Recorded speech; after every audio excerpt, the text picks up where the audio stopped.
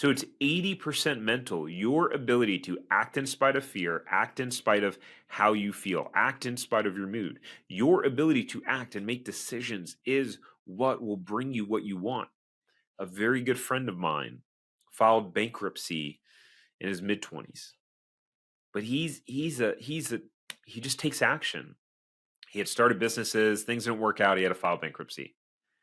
He went on to build companies doing millions and millions and millions of dollars a year, and recently sold one of his businesses for a pretty significant sum of money. He didn't let the fear stop him. Like, after declaring bankruptcy, he could have said, "Oh man, that was way too painful. I'm just going to give up, throw in the towel, go work for someone else." Nope. To him, the pain of, working for someone else, having a job, of not pursuing his potential and his desire in his heart was more painful. And so he went for it. And so strategy and mindset are important, but your mindset is more important than your strategy. And so when you start to think about the consequence to not taking action, things really start to get put into perspective, right? So, as we wrap up, I want you to think about, where is fear stopping you right now? What area is fear holding you back? And what's the consequence to waiting? What's the consequence to procrastinating? You can lose out on opportunity.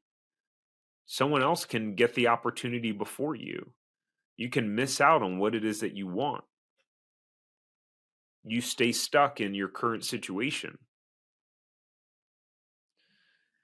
Maybe it then starts to affect your health because your stress levels are through the roof. You start experiencing anxiety. You have high blood pressure. That leads to you stopping working out. That leads to you being grumpy at home because you're agitated, because you're frustrated with yourself, because you're not happy in your situation.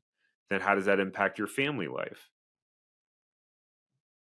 If you play out that scenario, what is it costing you to not act on that desire that is in your heart and in your mind because you're scared to fail?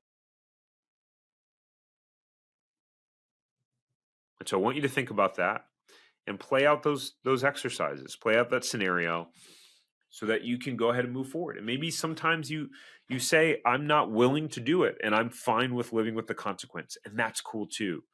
But make a conscious decision that, okay, I understand what the consequence is, and I'm okay with that, and I just want to stay with what I'm doing now.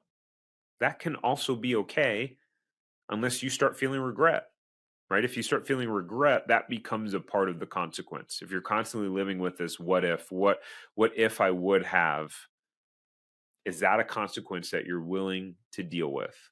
If you enjoyed this short clip from the podcast, you can check out another short clip right here. Or if you want to watch the full episode of this podcast, you can watch that here. And remember, knowledge is not power. It's applied knowledge that's power. Take care. Have a great rest of your day.